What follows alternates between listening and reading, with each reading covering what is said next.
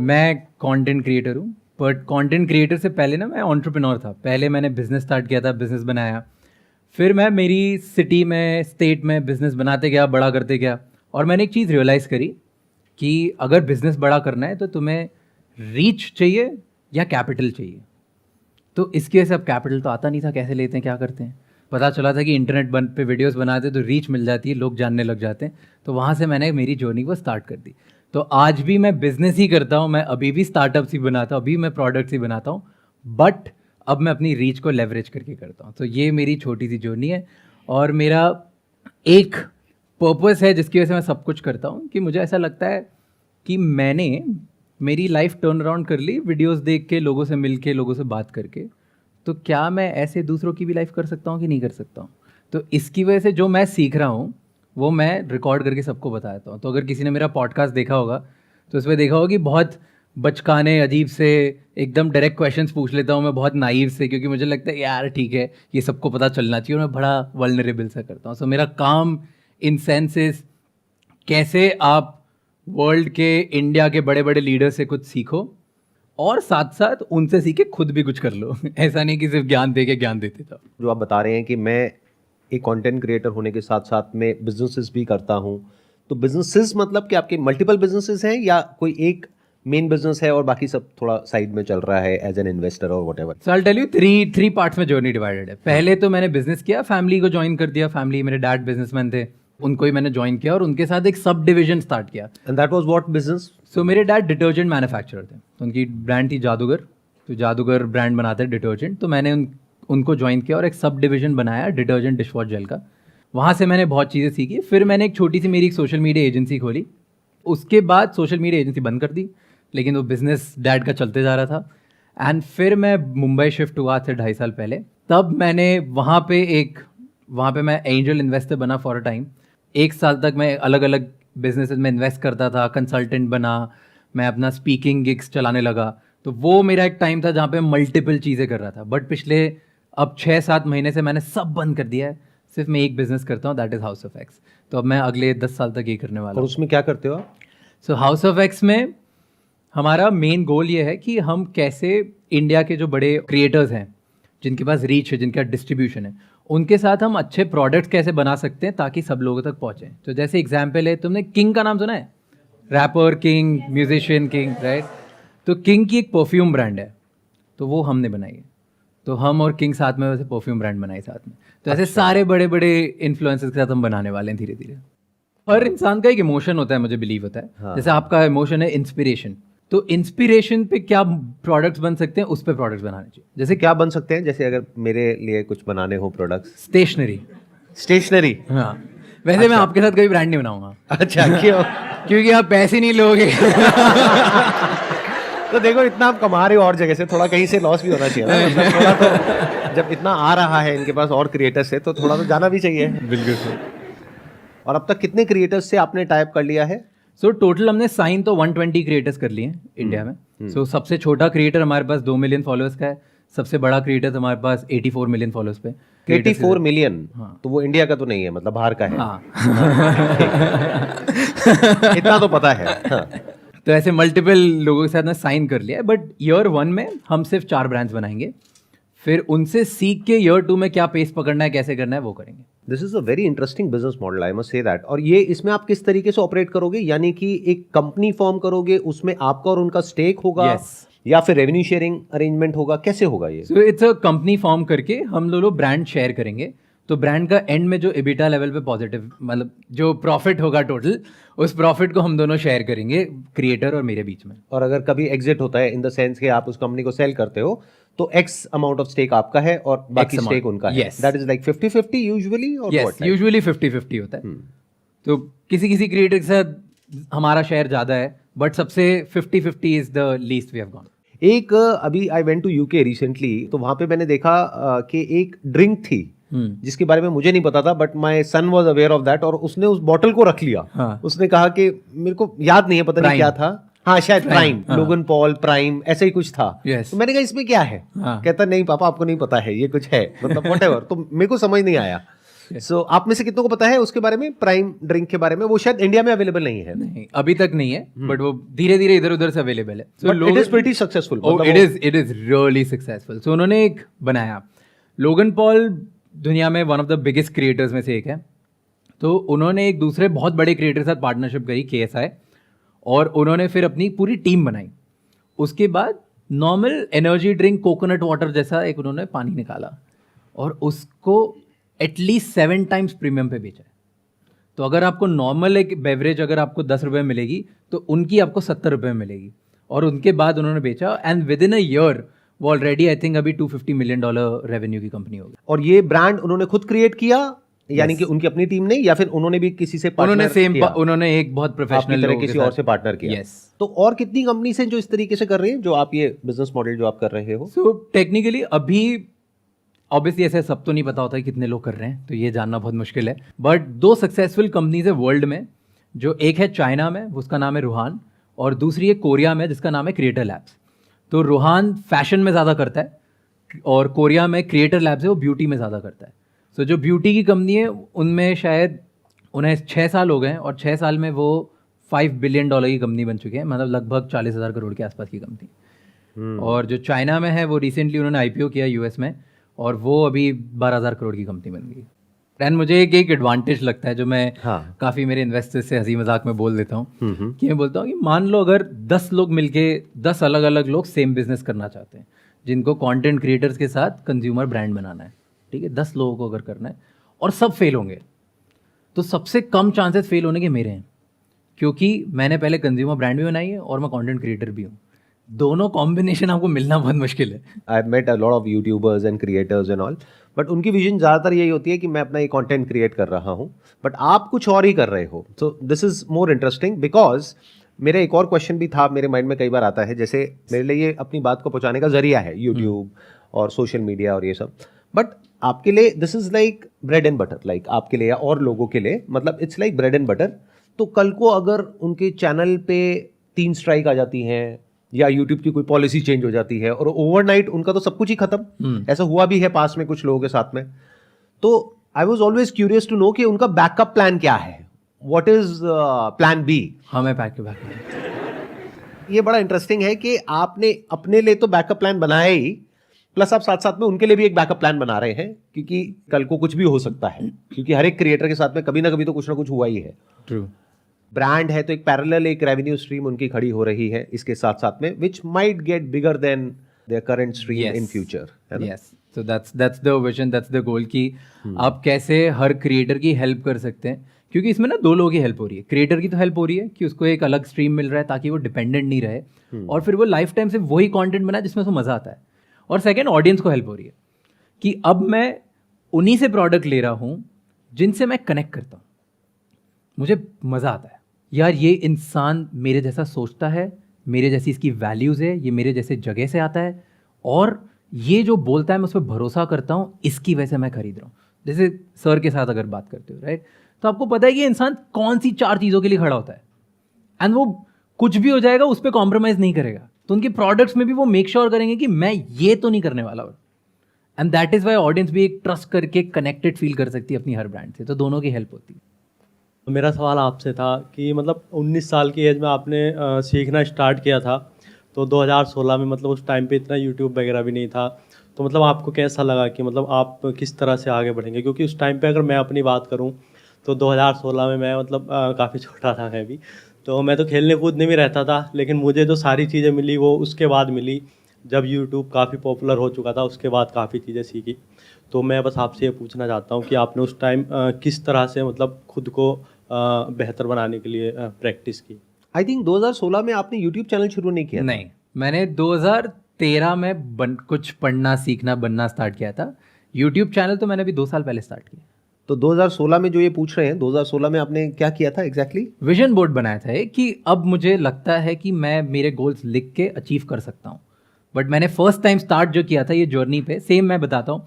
2013 में मेरी टीचर से, मैं 12th क्लास में था, मैंने मेरी टीचर से क्वेश्चन पूछा था क्योंकि मैंने मूवी देखी थी ज़िंदगी ना मिलेगी दोबारा, और उसमें था ऋतिक रोशन. तो मुझे लगा कि मैं भी ऋतिक रोशन बनूंगा, लंदन जाऊंगा, फाइनेंशियल ट्रेडर बनेंगे, ऐसे देख के लगता है बॉलीवुड मूवीज़ में, राइट? क्योंकि तब तो पता नहीं होता बनना क्या है, करना क्या है, और ना मेरे मार्क्स अच्छे थे पीसीएम में, तो इंजीनियरिंग का कोई स्कोप नहीं था मेरे पास, और ना मेरे कॉमर्स में इतना अच्छा था कि सीए बन जाता। तो मैं टीचर के पास गया, मैंने बोला कि मैम मुझे ना ये बनना है जो ऋतिक रोशन बनना था। तो बोलते हैं पता है क्या बना था? नहीं तो उन्होंने मुझे बताया कि वो बना था फाइनेंशियल ट्रेडर, और अगर आपको वो बनना है तो आज से आपको दुनिया के बारे में समझना स्टार्ट करना पड़ेगा कि वर्ल्ड में बिजनेस में क्या होता है, फाइनेंस में क्या होता है। तो मैंने बोला कहाँ से स्टार्ट करूँ? तो उन्होंने बोला कि तुम्हें स्टार्ट करना है तो ऐसी जगह से स्टार्ट करो जहाँ पे विजुअल्स कुछ हो, या तुम बिजनेस की मैगजीन्स पढ़ना स्टार्ट करो। तो तब मैंने एक मैगजीन पढ़ना स्टार्ट करी थी, फोर्ब्स। इतना मुझे मज़ा आने लग गया क्योंकि फोर्ब्स में क्या आता था, बहुत बहुत बेसिक चीज़ स्टार्टिंग में जो मैं पढ़ता था, इंडिया के 100 सबसे रईस लोग कौन है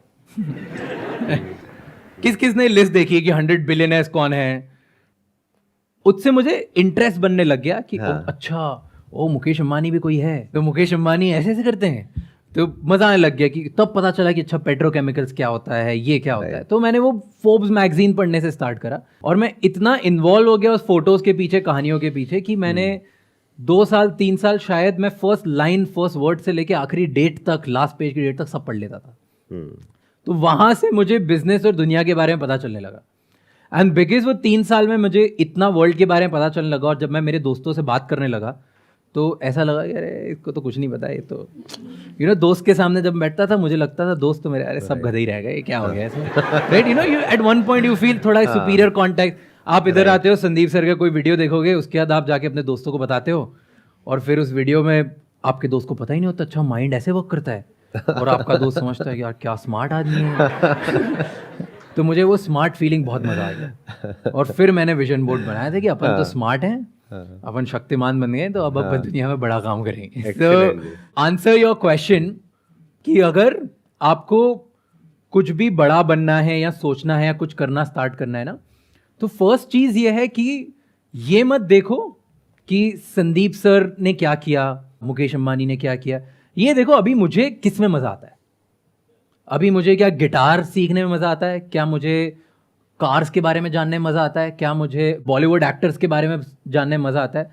जिसके बारे में मजा आता है ना, उसके बारे में पढ़ना स्टार्ट करो, ऑटोमेटिकली उस दुनिया के बारे में तुम्हें इतना कुछ पता चलने लग जाएगा कि तुम्हें खुद में कॉन्फिडेंस आ जाएगा कि मैं उस पर्टिकुलर दुनिया में बहुत कुछ कर सकता हूँ। बहुत बार क्या होता है, यहाँ पर लोग आते हैं, वो अपने आइडियाज डिस्कस करते हैं कि सर मेरे पास में ये आइडिया है, मैं ये कर सकता हूँ, मैं वो कर सकता हूँ। मैं उनसे पूछता हूँ आपके पास में क्या नॉलेज है इस आइडिया की, तो यूजुअली उनके पास में कोई नॉलेज नहीं होती है। उन्हें लग रहा होता है कि आइडिया चलेगा या सक्सेसफुल होगा, that is all on the basis of जो उन्हें लग रहा है। कहते हैं सर मेरी गट फील है, गट फील, ये पेट जो खराब रहता है उसकी फील है, तो आइडिया भी खराब ही होगा। तो अब जो इन्होंने बात कही, आपको क्या करना है कि जिस भी चीज में आपका इंटरेस्ट है, मान लो पैसा कमाने में इंटरेस्ट है, अब पैसा कमाने के भी बहुत सारे तरीके हैं, जैसे स्टॉक मार्केट है, जैसे बिजनेस है, तो पहले उसके बारे में पढ़ो, फिर धीरे धीरे आपको समझ आने लग जाएगा कि एग्जैक्टली वो लोग किस तरीके से सोचते हैं, या वो इंडस्ट्री होती क्या है, वो काम क्या होता है। फिर उससे रिलेटेड अपने आप ही थॉट्स आने लग जाएंगे कि अच्छा ये किया जा सकता है, ऐसे किया जा सकता है। अभी तो बहुत बेसिक बात ही हम लोगों को नहीं पता है कि बिजनेस में एक प्रॉब्लम को देखना होता है जिसका सोल्यूशन निकालना होता है। ये सुनने में बहुत छोटा लगेगा, बट लोग अपनी प्रॉब्लम के लिए बिजनेस करते हैं कि भाई मेरी प्रॉब्लम है, मुझे पैसा चाहिए, तो पैसा कमाने के लिए मैं ये करूंगा तो ये हो जाएगा, और उसी चक्कर में जाके फंस जाते हैं इधर उधर। क्योंकि बहुत सारे लोग हैं जो कहेंगे हाँ तेरे को अमीर बनना, हाँ मैं बना देता हूँ, बस हो गया काम। सर क्वेश्चन ये था, आप जो भी बिजनेस करते हो सर, आप उनसे कनेक्ट करते हो जो फेमस हैं, इंस्टाग्राम पर हो चाहे यूट्यूब पर हो। तो सर इस टाइम हाइक पर लोड पुनीत चल रहे हैं, तो आप उनके साथ कैसे बिजनेस करना चाहोगे? आप ये बताओ कि ऑलरेडी आपका उनसे टाइप है अभी या नहीं है? मैं पूरा सब समझाता हूँ। हाँ बढ़िया चीज, बढ़िया क्वेश्चन। तो लॉर्ड पुनीत सुपरस्टार बड़े हाइपर हैं, ठीक है, हमें भी लगा वो हाइपर हैं। तो हमने क्या किया, जब हमने किंग के साथ परफ्यूम लॉन्च करी, उसकी एड लॉर्ड पुनीत से करवा दी। अच्छा। तो हमारी first aid Lord Puneet superstar ने करी, उसमें वो किंग बन के एक्ट करते हैं, वो 30 सेकेंड्स के लिए वो किंग बन जाते हैं। देखा देखा राइट। तो ऐड क्या रहा, उसका रिस्पांस कैसा रहा, मतलब वायरल हो गई वो? बहुत वायरल हो गई। कितने व्यूज आ गए उस पर? उस पर 7 मिलियन कुछ व्यूज आ गए इंस्टाग्राम पे। एंड उसके बाद उस पर कुछ आई थिंक 8 लाख के आसपास शेयर्स हो गए। एंड उसके बाद जो सबसे बड़ी बात है कि उस वीडियो से 35 लाख रुपए की सेल हो गई। अब आपने बता तो दिया 35 लाख की सेल हो गई, अब बताओ उनको दिया कितना आपने? ये मैं एनडीए के अंडर हूँ, मैं नहीं मैं जानना चाहूँगा कि आप क्या क्या स्ट्रेटजीज को फॉलो करते हो, वो मतलब कि सक्सेस होने के चांसेस ज़्यादा होते हैं, और साथ साथ में कि जैसे आप सोशल मीडिया एजेंसी चला रहे हो, तो मेरी जो है वो एक वेब डिज़ाइनिंग या डिजिटल मार्केटिंग एजेंसी है। मैं भी इन्फ्लुएंसर सेक्टर में जाना चाहता हूँ, तो उसमें मैं क्या क्या इम्प्लीमेंटेशन कर सकता हूँ जिससे सक्सेस के रेट ज़्यादा हो जाएँ, या मतलब कुछ भी ऐसा आप अपने तरफ से इनपुट्स देना चाहो तो। थोड़ा सा अगर आप और एक्सप्लेन कर दोगे कि आप एग्जैक्टली क्या कर रहे हो, तो वो ज़्यादा अच्छे से इनपुट दे पाएंगे। देखो, मैंने स्टार्ट किया था 2018 में। जब मैंने सिर्फ एक वेबसाइट बनाने से स्टार्ट किया था एज ए फ्रीलांसर, और तब से फिर मैं आज 5 साल हो चुके हैं करीब। हम 9-10 बंदों की टीम है, और हम अभी डिजिटल मार्केटिंग जैसे बिजनेस को लेते हैं, उनको स्टार्ट करना है या उनको ग्रो करना है, तो end to end solution provide करते हैं, जैसे कि लीगल सॉल्यूशन हो गए, या फिर वेब या ऐप डेवलप करना हो गया, या फिर एसईओ, एड्स, ये सारी चीज़ें। तो हम एक जीरो से लेके मतलब अगर वो छोटी छोटी चीज़ें या बड़ी से बड़ी किसी बिजनेस को ग्रो करने के लिए चाहिए, वो प्रोवाइड करते हैं। फर्स्ट इज कि जब भी आपको कुछ बड़ा करना होता है ना, बड़ा बिजनेस बनाना होता है, कुछ करना होता है, तो उसमें एक बहुत सिंपल मैं एक 3 वे रूल बनाता हूँ। तो 3 रूल होते हैं। सबसे पहला रूल होता है कि आप जिस भी चीज़ के बारे में इंटरेस्ट कर रहे हो या जहाँ भी देख रहे हो, वहाँ पे देखो कि कंज्यूमर पैटर्न चेंज कैसे हो रहा है। मतलब कि पहले लोग क्या करते थे, अब आपके आसपास के लोग क्या कर रहे हैं, आपसे छोटे क्या कर रहे हैं और आपसे बड़े क्या कर रहे हैं। मैं एग्जाम्पल देता हूँ। जैसे फर्स्ट टाइम जब मैंने बिजनेस स्टार्ट किया था, तो पूरी दुनिया सॉलिड से लिक्विड्स पे चेंज हो रही थी। क्या हो रहा था, लोग जो बेदिंग सोप यूज करते थे, साबुन, उससे शावर जेल पे शिफ्ट हो रहे थे। हैंड सोप जो था वो हैंड वॉश जेल पे शिफ्ट हो रहे थे। डिश वॉश बार जो था वो डिश वॉश जेल पे शिफ्ट हो रहे थे। ये 2013 की बात है। और कैसे ये शिफ्ट पता चला, मैं 10 किराना स्टोर के सामने जाके खड़े हो जाता था और देखता था कि यार लोग आते हैं और जो जेल है वो किसी ना किसी ऐड पे देख के आते हैं हैंड वॉश के बारे में, और महंगे में खरीद के चले जाते हैं। तो फर्स्ट टाइप के जो बायर्स होते हैं वो महंगे में यूजुअली खरीद लेते हैं, उनको अर्ली अडॉप्टर्स बोलते हैं। तो आप देखो आप कौन सी इंडस्ट्री में हो जहाँ पे ऐसा कुछ चेंज आ रहा है। अगर आप कंटेंट क्रिएटर हो फॉर एग्जांपल, तो आपने देखा होगा पहले यूट्यूब बहुत चलता था, फिर एकदम से यूट्यूबर्स इंस्टाग्राम पे फेमस होने लग गए, फिर इंस्टाग्रामर्स धीरे धीरे देखने लग गए कि ट्विटर पे बनने लग गए, फिर उसके बाद ऐसा हुआ कि यहाँ पे लोग शिफ्ट होके लॉन्ग फॉर्मेट कंटेंट में आने लग गए, राइट। तो ये ट्रेंड्स होते हैं जो आपको दिखने लगते हैं। तो जब भी कंज्यूमर शिफ्ट आता है तब आप एक बड़ा बिजनेस बना सकते हो। तो जैसे मेरा जो नया बिजनेस है उस पर हमने किस इंसाइट पे देखा कि एवरीबडी वो मूव कर रहे हैं इंटेंट बेस्ड बाइंग से डिस्कवरी बेस्ड बाइंग पर। मतलब क्या होता है, पहले आपको मुझे जब पार्टी में जाना होता था तब हम क्या करते थे कि यार पार्टी में जाना है, कपड़े ले लेता हूँ, पार्टी में अच्छे पहन के जाएंगे, ठीक है। अब क्या होता है, हम इंटरनेट पे कुछ देखते हैं, यार अभी ले लेता हूँ, जब पार्टी होगी तब पहन लूँगा। अब लोगों को नया आईफोन इसलिए चाहिए क्योंकि नया आईफोन आ गया है मार्केट में, इसलिए नहीं चाहिए कि मेरा आईफोन पुराना खराब हो गया है। तो अब मार्केट में पूरा हर कोई इंटेंट बेस की जगह डिस्कवरी बेस्ड बाइंग पे पहुंच चुका है। तो ये बड़ा शिफ्ट है। तो लोग नए प्रोडक्ट डिस्कवर कैसे कर रहे हैं, कंटेंट से, कंटेंट क्रिएटर से। तो क्या वहाँ पे बड़ा बिजनेस बन सकता है? हाँ। अब यहाँ पे जो इंपॉर्टेंट चीज़ है ना समझने वाली, वो ये है कि ये जो इन्होंने पॉइंट्स बताए हैं, आपको इन पॉइंट्स को समझना बहुत ज़रूरी है, because you are saying that I am running a digital marketing agency. तो if you are running a digital marketing agency which is working like everybody else, तो कुछ भी बड़ा करने की पॉसिबिलिटी आपकी कंपनी के लिए, आपके लिए या आपकी टीम के लिए बहुत ही कम है। मेरा एक क्वेश्चन होता है जब भी मैं किसी डिजिटल मार्केटिंग एजेंसी से बात करता हूँ अपने बिजनेस के लिए या और हमारे जो बिजनेसेस हैं उसके लिए या अपने किसी फ्रेंड के लिए, तो मेरे को ये नहीं समझ आता कि वो सब उस पर क्यों काम करते हैं कि आपका जो स्पेंड है उसके ऊपर एक एक्स अमाउंट ऑफ परसेंटेज आपको हमको देना है। इसका मतलब उनको कॉन्फिडेंस ही नहीं है कि ये माल बिकेगा। उनको है कि भाई बिके या ना बिके, आपने ₹1,00,000 लगाया, मुझे मेरा 15% चाहिए। आई एम श्योर आप भी ऐसे ही काम करते होंगे, if I am not wrong. मेरे को ये समझ नहीं आया कि सब ऐसे काम क्यों करते हैं। What is the reason for that? Because या तो आप कॉन्फिडेंट हो कि वो माल बिकेगा ऐड करके, या आपको पता है कि वो नहीं बिकेगा, या इसको इस तरीके से देखो कि मैं इसको प्रोडक्ट को बेच सकता हूं या नहीं बेच सकता हूं। तो if you can sell it, तो rather than taking money up front on advertising, क्योंकि फिर तो स्पेंड भी आदमी सोच सोच करके करेगा, start taking money on the net profit, कि आपने इतना स्पेंड किया, इतनी सेल हुई, उसके बीच का जो अमाउंट है उसके ऊपर आपको मुझे पैसा देना है। कौन मना करेगा? और इसमें क्या होगा, आपके ऊपर प्रेशर आएगा, क्लाइंट के ऊपर नहीं आएगा। और क्लाइंट के लिए बजट बढ़ाना बहुत आसान हो जाएगा, उसको खर्चा लगेगा ही नहीं, प्लस आप ज्यादा कमाओगे शॉर्ट टर्म में नहीं, लॉन्ग टर्म में। ये कुछ हद तक ऐसा बिजनेस मॉडल हो गया जो इन्होंने अभी पकड़ा है। ये चाहते तो एक जा करके कंटेंट क्रिएटर को ये भी बोल सकते थे कि मैं आपके लिए सारा कुछ करता हूं, उसके लिए आपको मुझे 20 लाख रुपए देना है और मैं करके आपको दे दूंगा, उसमें 2% हम रखेंगे, बाकी 98% आपका। बट इन्होंने गेम कुछ और ही कर दी। आई एम श्योर इसमें आप उनसे पैसा भी नहीं लेते होगे, नहीं राइट? आप ये कह रहे हो कि आपको कुछ नहीं करना है। देखो इन्होंने बताया नहीं मुझे, लेकिन मेरे को समझ आ रहा है इनकी जो थिंकिंग है। देखो इन्होंने क्या किया, एक बेसिक साइकी को पकड़ा।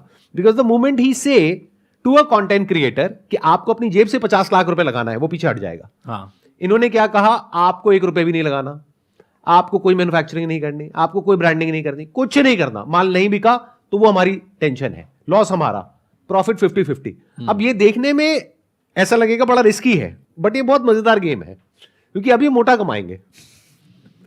अगर वन टाइम कमाते तो देखने में ऐसा लगता कि ये बहुत सेफ है, क्योंकि 10 में से 9 बिजनेसेस इनके फेल होंगे, बट जो एक में ये कमाएंगे वो इतना बड़ा होगा कि वो 9 को कवर कर जाएगा। तो वो विजन होनी चाहिए। आप समझ पा रहे हैं ना मैं क्या कहना चाह रहा हूं? कि ये जो थॉट प्रोसेस है ना, ये समझने की कोशिश करो और यहां से कुछ सीखो और इसको सोचो अपने बिजनेस में कैसे इंप्लीमेंट करना है। ये थॉट प्रोसेस बहुत कम लोगों की होती है। ज्यादातर लोग क्या कहते हैं कि सामने वाला, जैसे 10 में से 9 बिजनेस फेल ही होने वाले हैं, तो क्या हो अगर मैं 10 से 20-20 लाख रुपए ले लूं, मेरे पास तो 2 करोड़ आ गए। आप ऐसे सोचोगे। ये पता है कैसे सोच रहे हैं कि 10 में से एक भी बिजनेस चल पड़ा, या 10 छोड़ो 100 में से एक भी बिजनेस चल पड़ा और उसका वैल्यूएशन हो गया 1000 करोड़, तो मेरे को 500 करोड़ मिल गया। इनका दिमाग वहां चल रहा है। ठीक कह रहा हूं, गलत कह रहा हूं? बिल्कुल सही। इनकी गेम खोल रहा हूं मैं धीरे धीरे सबके लिए। जो क्रिएटर्स हैं वो देख कर कहेंगे अच्छा। आपने एक बात बहुत सही बोली स्टार्टिंग में, जो मुझे बहुत अच्छी लगी, वो थी कि आपने बोला क्योंकि अब प्रेशर ना हम पे, तो आपने बोला प्रेशर कंपनी पे, डिजिटल मार्केटिंग कंपनीज पे होगा, Right. वैसे ही प्रेशर हम पे, क्योंकि हम ऐसा बोल रहे हैं कि हम तभी कमाएंगे जब हम आपको सक्सेसफुल बनाएंगे। राइट। तो इसकी वजह से अब क्या 3 चीजें होगी। पहली चीज कि मैं चूज ही उनको करूंगा जिसमें मुझे भरोसा है, नहीं तो मैं हर किसी को चूज भी नहीं करने वाला। राइट, क्योंकि रिस्क आपका है, क्योंकि रिस्क में कैपिटल आपका है। एग्जैक्ट। दूसरा, मैं बहुत डर के सोच समझ के बिजनेस बनाऊंगा, क्योंकि मैं कैलकुलेट करूंगा, ऐसा नहीं कि चलो हाँ ठीक है चलो कर लिया मस्ती के लिए। मैं बहुत डर के रहूं क्योंकि पूरी रिस्क मेरी और है। एक एक चीज को बारीकी से करोगे। एग्जैक्टली, बहुत सोच के, चाहे ब्रांड नेम हो, चाहे डिजाइन हो, Yes. चाहे पैकेजिंग हो, एक एक चीज को आप सोचोगे बहुत बारीकी से करो, क्योंकि अब वो आपका प्रोडक्ट है। Yes it's baby. अगर वो मॉम एंड डैड हम लोग साथ में, it's together combination, right? That's why वो करें। और third and most important thing, that is exactly जो उन्होंने बोला कि अगर एक भी उन क्यूरेटेड में से चल जाता है तो मेरा अपसाइड बहुत बड़ा हो गया। मेरा इसमें फिक्स फी मॉडल में अपसाइड बड़ा नहीं होता, और मेरा नहीं, क्रिएटर का अपसाइड भी बहुत बड़ा हो गया।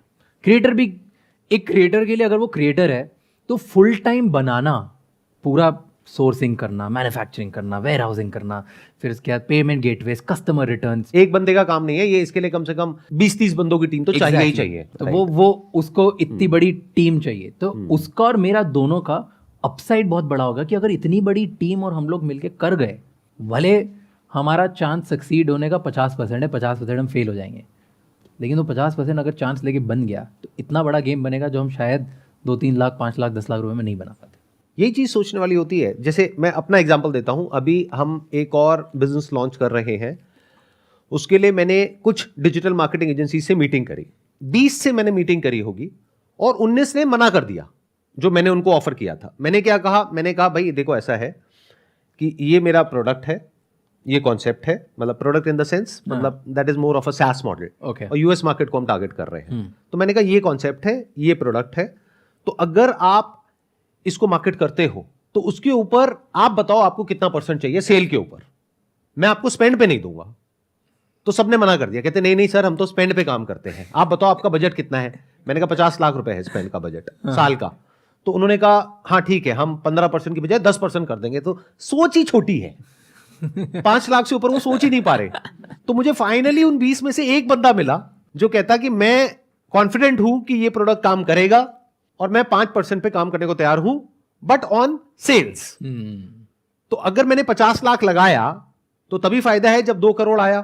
तो 2 करोड़ पे अगर उनको 5% मिला तो 10 लाख रुपए मिल गया, विच इज मोर देन 15% जो 50 लाख पे मिलता। बट ये बात मुझे नहीं पता लोगों को क्यों नहीं समझ आती है, मतलब इतनी बेसिक सी बात है। अगर किसी तरीके से आप अपने बिजनेस में विन विन सिचुएशन क्रिएट कर सको तो समझ जाओ काम हो गया। बड़ा अगर आपको करना है तो आपको सामने वाले को पहले बड़ा बनाना पड़ेगा। If you are a marketer, अगर अपने आप को मार्केटर कहते हो तो पहले उसको बड़ा बना दो, वो बड़ा बन गया तो उसको आप पे कॉन्फिडेंस आ गया, तो अब आपके पास में एक बड़ा अकाउंट है। यस, नहीं तो कुछ छोटा सोचोगे तो छोटे छोटे अकाउंट्स आएंगे, फिर कभी कुछ बड़ा हो ही नहीं पाएगा, ना उसके लेवल पे ना आपके लेवल पे।